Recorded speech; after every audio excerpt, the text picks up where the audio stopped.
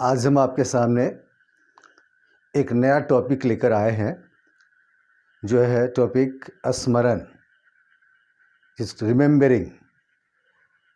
बहुत सारे छात्र, बहुत सारे शिक्षक, प्रशिक्षु हमसे पूछते रहते हैं कि आखिर अगर हम किसी पाठ को याद करते हैं, किसी भी काम को हम सीखते हैं, तो उस काम को सीखने से संबंधित या उस पाठ को याद करने से संबंधित बातों को अपने अवचेतन मन में हम कितना उसमें समाहित कर पाए और जब भी ज़रूरत पड़े तो हम उसको निकाल पाए, इसके लिए क्या कर सकते हैं।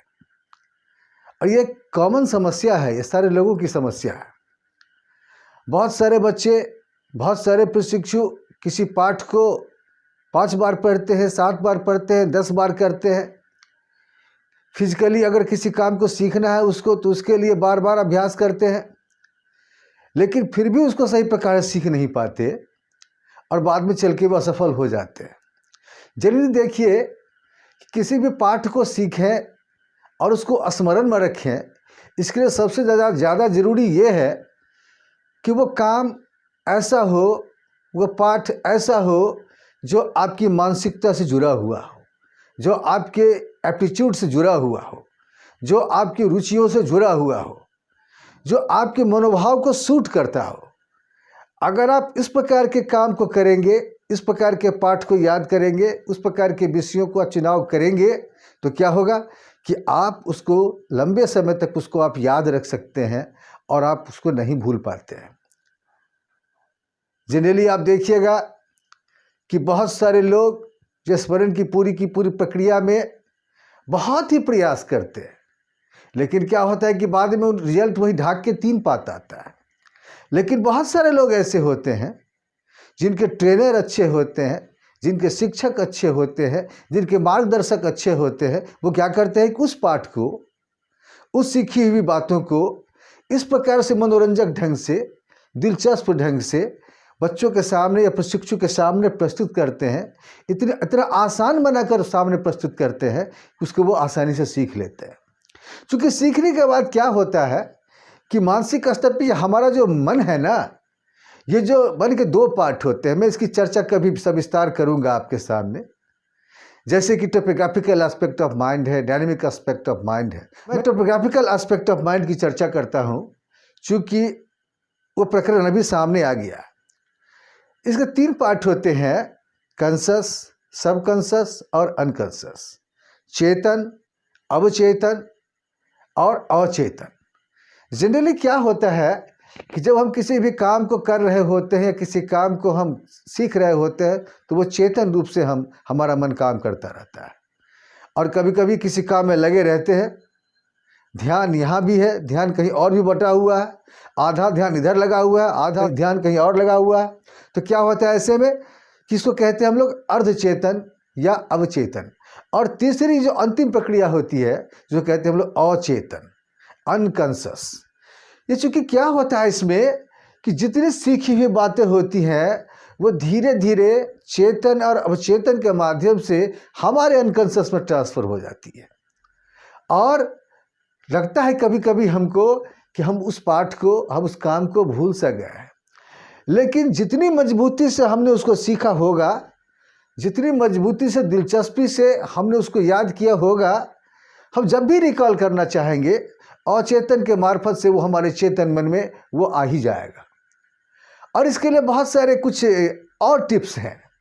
जैसे देखिए कि आप किसी पाठ को याद करते हैं, किसी काम को आप करते हैं, अगर 4 बार प्रयास करने के बाद उस काम को आप सीख लेते हैं, 4 बार पढ़ने के बाद अगर आप किसी टॉपिक को आप याद कर लेते हैं, तो आप उसके बाद छोड़ ना दें, उसके बाद आप अतिरिक्त 2-3 प्रयास और कर लें। इससे क्या होता है कि ज़्यादा प्रयास करने के बाद जो मेमोरी जो है हमारी ज़्यादा मजबूत हो जाती है। कारण क्या होता है कि सीखने के दरमियान, याद करने के दरमियान, स्मरण करने के दरमियान हमारे मानस पटल में मेमोरी ट्रेस बनते हैं, स्मृति चिन्ह बनते हैं।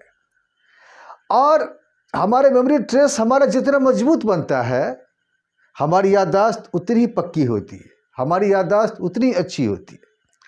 तो ये इस बात का ध्यान रखना है।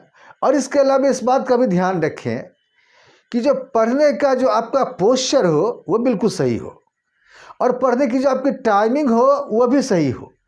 जनरली मनोवैज्ञानिकों ने पाया है, बार्टलेट ने, एबिंगहाउस ने, बहुत सारे मनोवैज्ञानिकों ने इसके ऊपर उन्होंने शोध किया है, और उनका शोध निष्कर्ष बताता है कि दिन में पढ़ने के बजाय अगर आप सवेर में पढ़ें, अर्ली इन द मॉर्निंग पढ़ें, तो क्या होता है कि हमारी स्मृति में वो बात लंबे समय तक रह पाती है। और अगर टाइम पास करने के लिए आप कहीं भी बैठ जाते हो, आपका मन नहीं लगता, उसमें ध्यान कहीं है, और फिर आप किताब लेके बैठे हो या किसी काम को आप बेमन से सीख रहे हो, तो क्या होता है कि हमारे स्मरण में उससे संबंधित जो बातें हैं वो अच्छे रूप से नहीं जा पाती हैं, और फलतः वो हमारे चेतन के मार्फत से हमारे अचेतन मन तक पहुंच ही नहीं पाता। तो ये कुछ महत्वपूर्ण टिप्स हैं जिसके मार्फत से आप अपनी याददाश्त को मजबूत कर सकते हैं। आप किसी काम को आसानी से आप सीख सकते हैं, और जब भी आपको उसकी ज़रूरत पड़ेगी आप उसको अपने मानस पटल में ला सकते हैं। अब जैसे देखिए कि ये जो सीखना है, ये सीखने से संबंधित जो विभिन्न प्रकार के प्रोसेसेस हैं, मैं उसके बारे में आपको थोड़ा सा बताता हूँ ताकि आप इसको और भी मजबूती से आप समझ पाएंगे। जैसे प्रोसेस ऑफ जो रिमेंबरिंग है, इसमें 4 स्टेप्स बड़े ही मजबूत होते हैं। पहला इसमें लर्निंग, सीखना, दूसरा है धारणा, रिटेनिंग, तीसरा है पुनः स्मरण, रिकॉलिंग, और चौथा है इसमें प्रत्यभिज्ञान, रिकॉग्निजिंग। ये 4 स्टेज होते हैं जब हम किसी भी काम को हम करते हैं, सीखना, और उसके अलावा अगर किसी भी पाठ को हम सीखते हैं उस वक्त। अब जैसे देखिए कि पहला है कि सीखना। हम किसी भी काम को जितनी मजबूती से सीखते हैं, जितनी दिलचस्पी से सीखते हैं, जितने ही मनोयोग से सीखते हैं, और वो सीखना हमारे लिए अनुकूल होता है, और उस सीखने से हमको संतुष्टि होती है, हमारी दिलचस्पी इस तरह पूरी की पूरी होती है, और उस सीखने का असर अगर हमारे मानस पटल पर सुचारू रूप से पड़ता है। क्योंकि सीखने के बाद, और मनोवैज्ञानिक यहाँ तक कहते हैं कि at the time of learning, जब लर्न कर रहे होते हैं हम, सीख रहे होते हैं हम, तो हमारे मानस पटल में स्ट्रांग मेमोरी ट्रेस बनते हैं। जिस पाठ को जितनी मजबूती से याद करते हैं, जिस काम को जितनी मजबूती से सीखते हैं, उसके मेमोरी ट्रेस, स्मृति चिन्ह उतने ही मजबूत बनते हैं। और अगर जिसको जैसे तैसे सीखते हैं, जैसे तैसे काम करते हैं, उसके मेमोरी ट्रेस कमज़ोर बनते हैं। तो क्या होता है कि at the time of learning अगर मेमोरी ट्रेस स्ट्रांग बनते हैं और आपका सीखना सार्थक होता है, आपका सीखना मनोरंजक होता है, आपका सीखना बहुत ही अच्छा होता है, तो क्या होता है कि वो रिटेनिंग में चला जाता है, धारणा में चला जाता है। क्या होता है कि सीखने के बाद दूसरा स्टेप क्या होता है हमारा, उसको हम धारण करते हैं। क्योंकि जो कुछ भी हमारा ट्रेस बनता है वो हमारी धारणा में चला जाता है। हमारा मेमोरी ट्रेस जितना स्ट्रांग होता है, हमारी धारणा उतनी मजबूत होती है। हमारा मेमोरी ट्रेस जितना कमज़ोर होता है, हमारी धारणा उतनी ही कमज़ोर होती है। कारण लर्न करने के दरमियान जो विभिन्न प्रकार की प्रतीकात्मक प्रतिमाओं के मार्फत से विभिन्न प्रकार की बातें हमारे जो मस्तिष्क तक पहुंचती है ना, तो उसमें ये जो हमारे स्मृति चिन्ह होते हैं ये बहुत ही कारगर साबित होते हैं। तो जरूरी इस बात का है कि हम लर्निंग के टाइम पर लर्निंग बढ़िया से करें, और फिर जब वो रिटेन करते हैं हम उसको, तो रिटेनिंग के दरमियान वो हमारे स्मृति चिन्ह बड़े ही मजबूत पड़े हो। और तीसरा होता है पुनः स्मरण, रिकॉलिंग। अब मान लीजिए कि हमने किसी काम को सीखा, हमने किसी पाठ को याद किया, तो कितना सीखा, कितना फीसदी हमने याद किया। अब इसके लिए क्या है कि थोड़ा सा आप जांच लें, और जांचने के लिए क्या करते हैं कि विभिन्न प्रकार के जो मनोवैज्ञानिक परीक्षण है, उन परीक्षणों के मार्फत से भी इस बात का आकलन किया जाता है। और कभी कभी बहुत से छात्र स्वयं अपना आकलन करते हैं। उसके लिए क्या करते हैं कि याद करने के बाद थोड़ा लिख के देखते हैं कि हमने कितना लिखा है। या बहुत सारे जो स्किल्स ऐसे हैं जिसको कि लोग फिजिकली सीखते हैं, उन सारी चीज़ों को फिर करके देखते हैं कि हमने कितना सीखा है, और उनको पता लग जाता है कि हमने उसको कितना सीखा है, हमने उसको कितना याद किया है। और चौथा और आखिरी जो इसका जो स्टेज होता है, प्रोसेस जो इसका है, उसमें क्या होता है कि प्रत्यभिज्ञान करना, रिकॉग्निजिंग। इसमें क्या होता है कि आपने जिन चीज़ों को सीखा है, क्या उसको आप सही रूप में सीख पाए हैं, कितना सीख पाए हैं। कहीं ऐसा तो नहीं कि आप सीख रहे थे कुछ और, याद कर रहे थे कुछ और अचेतन थे, आपने याद कुछ और कर लिया। ये जितनी सारी बातें, जो टॉपिक कुछ और थी, और कहीं ऐसा तो नहीं कि उस टॉपिक से मिलता जुलता या फिर कोई दूसरा टॉपिक आपने याद कर लिया, और वो मेमोरी ट्रेस से गुजरते हुए, ये चारों स्टेप्स से गुजरते हुए वो हमारे अनकॉन्शियस में चला गया। इस बात पे ध्यान देना है।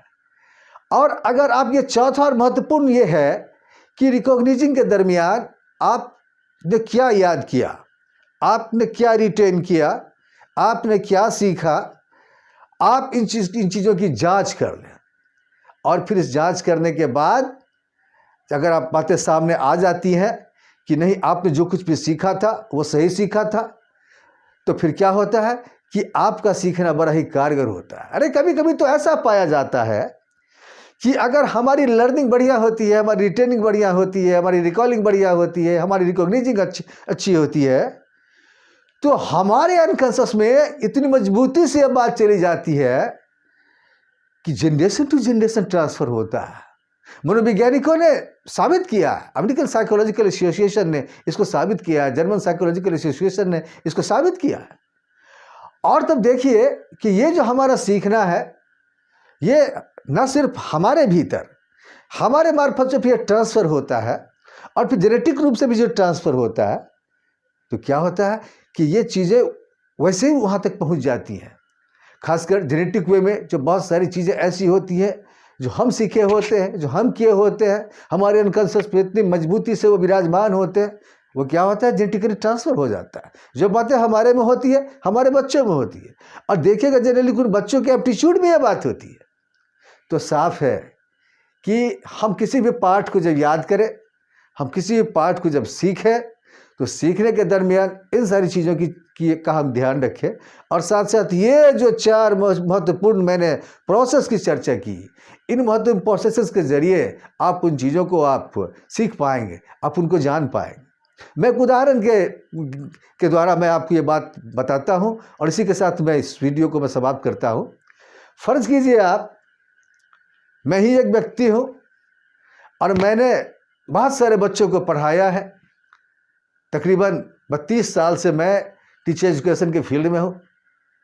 सैकड़ों बच्चों को पढ़ाया, और अगर उन बच्चों को मैंने अगर मजबूती से पढ़ाया, मैंने अगर कमज़ोरी से पढ़ाया, मैंने उनको कमज़ोरी से सिखाया, मैंने उनको मजबूती से सिखाया, तो इस बात का प्रत्यभिज्ञान कैसे होगा? या इस बात की अगर जांच करनी होगी तो कैसे कि ये चारों स्टेप्स हैं, लर्निंग, रिटेनिंग, रिकॉलिंग, रिकॉग्निजिंग, कैसे पढ़ के देखिए आप। फ़र्ज़ कीजिए कि मैं दिल्ली के चांदनी चौक पे मैं खड़ा हूँ, और चांदनी चौक पे जब मैं खड़ा हूँ तो बगल से कोई एक अधेड़ सा व्यक्ति मेरे बगल से वो गुजरता है, और मुझे हल्का सा मेरे से टकरा कर जाता है। मैं घूर कर उसे देखता हूँ, वो भी घूर कर मुझे देखता है, तो मुझे देखता ही रह जाता है। अब क्या है कि देखिए कि वो मुझसे कहता है कि आर यू एसबी राय? तो मैं कहता हूँ कि भाई कैसे जानते हो आप हमें? क्योंकि मेरे जैसे लोग तो प्रोफेशनल होते हैं, सैकड़ों हजारों बच्चों को पढ़ाने का काम किया है। बहुत लोगों की बात हमको याद भी नहीं कि मैंने किसको पढ़ाया, किसको नहीं पढ़ाया। लेकिन वो कहता है कि मैंने आपसे पढ़ा है। आप उस वक्त मैं आपसे पढ़ा हूँ जब आप मिल्लत टीचर्स ट्रेनिंग कॉलेज में पढ़ाते थे, और फखरुद्दीन टीचर्स ट्रेनिंग कॉलेज में आप प्रिंसिपल थे। अरे उस वक्त जो हालात थे, कक्षा में जिस वक्त मैं पढ़ा रहा था, उस वक्त मैं जिस तरीके से खड़ा था, जिस तरीके से मैं बोल रहा था, जिस तरीके से मैं अपनी बातों को रख रहा था, जो हमारा अपीयरेंस था, वो सारी चीज़ें उसको सामने याद आ जाती है, और कहती है कि sir I am very very sorry, कि सर मैं धोखे से आपको पहचान न सका। अब क्या होता है देखो कि चूंकि अगर मैंने मजबूती से पढ़ाया था, अगर मैंने मजबूती से उसको सिखाया था, तो पॉजिटिवली ये बात ट्रांसफर हुई उसके भीतर। वो लर्न बड़ी मजबूती से वो कर लिया उसने, और प्रत्यक्षतः उसको सारी बातें याद आ गई। बनिस्बत इसके अगर ऐसे बच्चे भी कुछ होते हैं, ऐसे भी लोग होते हैं जो इस प्रकार के हालात में नहीं पहचान पाते हैं, बहुत झकझोरने के बाद, बहुत याद दिलाने के बाद वो उस बात को सामने लाते हैं और तब जाके बातें सामने आती हैं। तो साफ है कि लर्निंग हमारी जितनी अच्छी होती है, लर्निंग करने के दरमियान हमारी रिटेनिंग जितनी अच्छी होती है, और फिर रिटेनिंग के बाद जो हमारी रिकॉलिंग भी उतनी अच्छी होती है और रिकॉग्निजिंग और भी बढ़िया होती है, तो क्या होता है कि वो बातें हमारी स्मृति में लंबे समय तक विराजमान रहती हैं। हमारे अचेतन में भले ही वो बातें रहे, लेकिन जब भी ज़रूरत पड़ती है हमको, बैंक में जैसे डिपॉजिट पैसे की तरह होती है, पैसे अगर जमा करते हो, जब भी जितना ज़रूरत है डिपॉजिट अमाउंट के अगेंस्ट आप ले सकते हो। उसी प्रकार से स्मरण में जो भी बातें आप लाते हो और उन चीज़ों को अगर आप सामने लाना चाहते हो, तो आपके अनकॉन्शियस में जो भी बातें हैं, उन बातों को आप झट से सामने ले आते हो, क्योंकि आपने लर्निंग के दरमियान आपने बढ़िया से लर्न किया था। आगे हम इस चीज़ को आगे बढ़ाएंगे।